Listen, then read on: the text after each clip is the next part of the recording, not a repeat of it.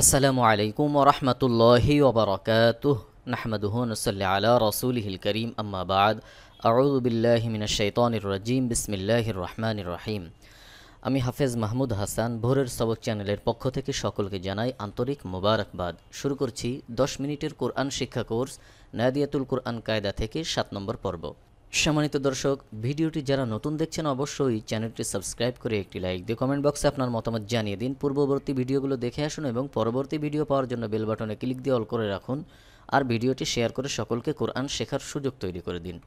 আরেকটি বিষয় হলো, আপনি পৃথিবীর যে প্রান্তেই থাকেন সরাসরি অনলাইনের মাধ্যমে যদি আমার কাছে আপনি নিজে আপনার সন্তানকে অথবা আপনার শুভাকাঙ্ক্ষী কাউকে পড়াতে চান, স্ক্রিনের উপর আমার ইমেইল অ্যাড্রেস দেওয়া আছে, মেইল করতে পারেন, অথবা আরেকটি নাম্বার দেওয়া আছে যেই নাম্বারে ইমো, হোয়াটসঅ্যাপ, বতিম, ভাইবার, টেলিগ্রাম সব কিছুই রয়েছে। যোগাযোগ করবেন। পড়ানোর জন্য অবশ্যই চেষ্টা করব ইনশাআল্লাহ। তাহলে চলুন আর কথা না বাড়িয়ে পড়া শুরু করি। স্ক্রিনের উপর এখন যেটা দেখছেন এটা হলো নাদিয়াতুল কোরআন কায়দার 4 নম্বর পৃষ্ঠা। 4 নম্বর পৃষ্ঠায় রয়েছে তৃতীয় ফসল, শব্দ গঠন প্রণালী। গত পর্বে আলোচনা করেছিলাম আরবি হরফের প্রাথমিক রূপ পরিবর্তন হয়ে হরফগুলি যেভাবে আসে সেগুলো কিভাবে মুখস্থ করবেন এই সম্পর্কে আজ এই পর্বে আলোচনা করব। 2টি হরফ যুক্ত হয়ে কিভাবে শব্দ আকারে তৈরি হয় সেই সম্পর্কে। তো এখানে দেখছেন প্রত্যেকটা বক্সের মধ্যে একটি করে শব্দ আর একটি শব্দের মধ্যে 2টি করে হরফ রয়েছে। এই হরফগুলি কোনটা কি হরফ সে বিষয়ে আজকে বলে দেব ইনশাআল্লাহ। প্রথমেই রয়েছে বা এবং আলিফ। বা, আলিফ, হা, বা। দেখুন এখানে একটি হরফ পুরোপুরি কালো আর একটি হরফ কালো সাদা, অর্থাৎ এখানে যে 2টি হরফ রয়েছে প্রত্যেক বক্সের মধ্যে যে 2টি করে হরফ রয়েছে সেটার পার্থক্য বোঝানো হয়েছে এভাবে। তো প্রথম থেকে আমরা একবার পড়ে আসি, এরপর শব্দগুলি কিভাবে মুখস্থ করবেন সেভাবে দেখিয়ে দেবো ইনশাআল্লাহ। বা, আলিফ, হা, বা। বা, আলিফ, হা, বা। হা, জিম, হা, জিম, জিম দাল, জিম দাল, মিম আইন, আইন সদ, মিম আইন, আইন সদ। বা, আলিফ, হা, বা। হা, জিম, জিম দাল, মিম আইন, আইন সদ। র এবং লাম। র, লাম, লাম কাফ, হা ওয়াও, লাম হা, হা মিম, মিম নুন। এখানে দেখুন এইটা একটি হা আর এখানে প্রথম এটাও একটি হা। তো এই 2 হা কিন্তু 2 রকম। এটা হলো হাই হাওয়াজ, যেটা হলো শেষের দিকের যে হা সেটা, এটাকে বলা হয় হাই হাওয়াজ। আর এটা হলো জিম হা, জিমের পরে যে হা রয়েছে সেই হা, এটাকে বলা হয় হাই হফতি। এই হা হলকের মধ্যখান থেকে উচ্চারণ হয় আর এই হাই হাওয়াজ হলকের শুরু থেকে এই হা উচ্চারণ হয়। তো 2টার পার্থক্য উচ্চারণের মধ্যে 2 রকম এবং দেখতেও 2 রকম। হাই হাওয়াজ এটার আরও অনেক রকম রয়েছে, সেগুলো যখন আসবে তখন আমি দেখিয়ে দিব। আর এই হাই হফতি আগের পর্বেগুলো আমরা দেখেছি। এই হা এটা হলকের মধ্যখান থেকে উচ্চারণ হয়। র, লাম, লাম কাফ, হা ওয়াও, লাম হা, হা মিম, মিম নুন।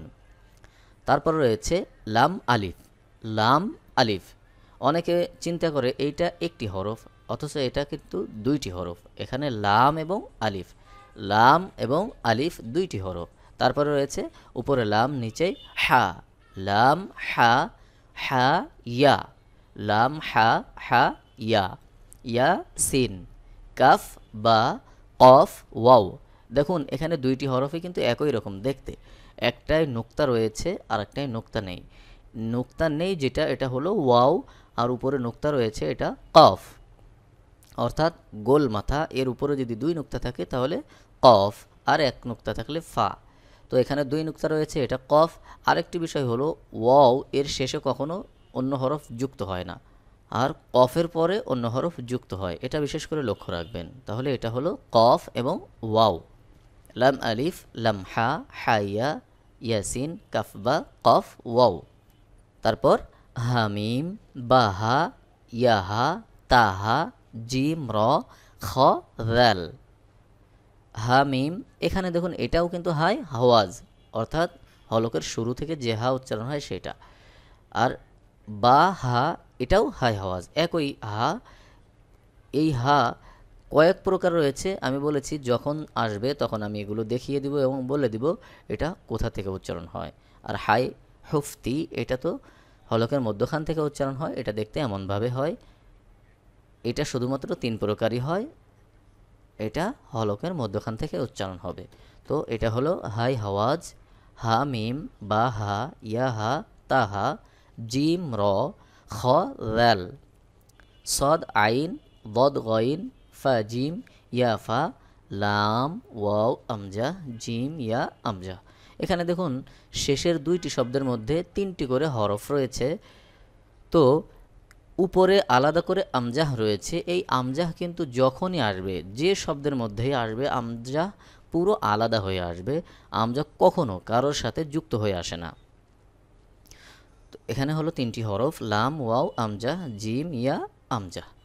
তো চলুন আমরা হরফগুলি প্রথমে পড়ে নিলাম, এরপর এই দুইটি হরফ যুক্ত শব্দগুলি আপনি কিভাবে মুখস্থ করবেন সেভাবে পড়ে শোনাবো। প্রথমে এক এক লাইন করে মুখস্থ করবেন। যেমন বা আলিফ হা বা হা জিম জিম দাল মিম আইন আইন সদ, বা আলিফ হা বা হা জিম জিম দাল মিম আইন আইন সদ, বা আলিফ হা বা হা জিম জিম দাল মিম আইন আইন সদ।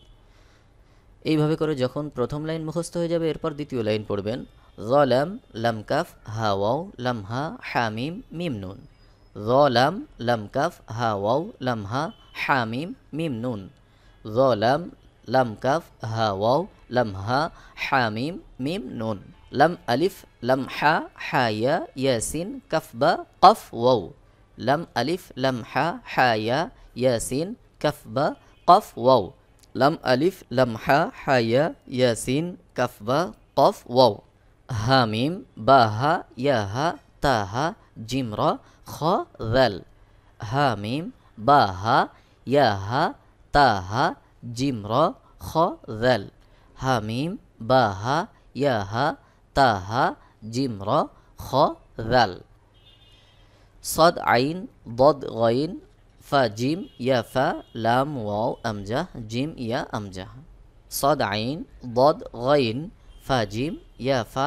লাম ওয়াও আমজাহ জিম ইয়া আমজাহ, সদ আইন বদ গইন ফা জিম ইয়া ফা লাম ওয়াও আমজাহ জিম ইয়া আমজাহ, বা আলিফ হা বা হা জিম জিম দাল মিম আইন আইন সদ, বা আলিফ হা বা হা জিম জিম দাল মিম আইন আইন সদ, বা আলিফ হা বা হা জিম জিম দাল মিম আইন আইন সদ। এইভাবে করে যখন প্রথম লাইন মুখস্থ হয়ে যাবে, এরপর দ্বিতীয় লাইন পড়বেন।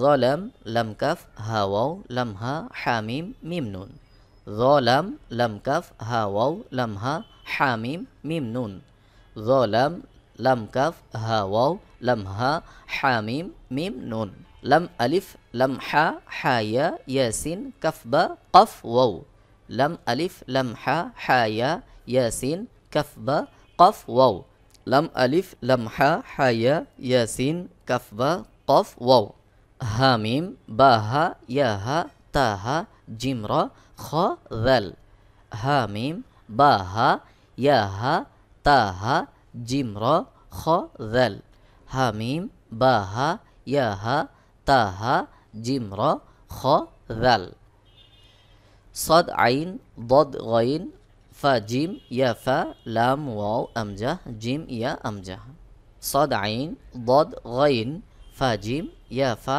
লাম ওয়াও আমজাহ জিম ইয়া আমজাহ, সদ আইন বদ গইন ফা জিম ইয়া ফা লাম ওয়াও আমজাহ জিম ইয়া আমজাহ। এইভাবে করে যখন আপনার মুখস্থ হয়ে যাবে, তারপর এর পরবর্তী পড়া পড়বেন। সম্মানিত দর্শক, আজকে আর আলোচনা করব না, এ পর্যন্তই। কথা হবে আবার আগামী পর্বে। আগামী পর্বে পড়া থাকবে তিনটি এবং চারটি হরফ যুক্ত হয়ে কিভাবে শব্দগুলি গঠন হয় সেই সম্পর্কে। আপনি যদি পুরোপুরি সহি শুদ্ধরূপে কোরআনুল কারীম তেলাওয়াত শিখতে চান, তাহলে সবথেকে বেটার হবে সরাসরি অনলাইনের মাধ্যমে আমার কাছে ক্লাস করে শিখে নেওয়া। সকলের কাছে অনুরোধ থাকবে, স্ক্রিনের উপর আমার যে মেইল অ্যাড্রেস দেওয়া আছে বা আরেকটি নাম্বার দেওয়া আছে, এখানে যোগাযোগ করে আপনারা অল্প কিছুদিনের জন্য হলেও ক্লাস করে সহি শুদ্ধরূপে কোরআনুল কারীম তেলাওয়াত শিখে নেবেন ইনশাআল্লাহ। ভিডিওটি যারা নতুন দেখলেন, অবশ্যই চ্যানেলটি সাবস্ক্রাইব করে একটি লাইক দিয়ে কমেন্ট বক্সে আপনার মতামত জানিয়ে দিন। পূর্ববর্তী ভিডিও দেখে আসুন এবং পরবর্তী ভিডিও পাওয়ার জন্য বেল বাটনে ক্লিক দিয়ে অল করে রাখুন। আর ভিডিওটি শেয়ার করে সকলকে কোরআন শেখার সুযোগ তৈরি করে দিন। আমার এই ভোরের সবক চ্যানেলের মধ্যে নাদিয়াতুল কোরআন কায়দার পূর্ণাঙ্গ রূপে আরও 2টি কোর্স রয়েছে। তাইসিরুল কোরআন কায়দার একটি কোর্স রয়েছে, কোরআনুল কারীম বানান করে কিভাবে তেলাওয়াত করবেন সেভাবে একটি কোর্স রয়েছে, কোরআনুল কারীম একটি একটি শব্দ আলাদা করে কিভাবে তেলাওয়াত করবেন সেভাবেও একটি কোর্স রয়েছে।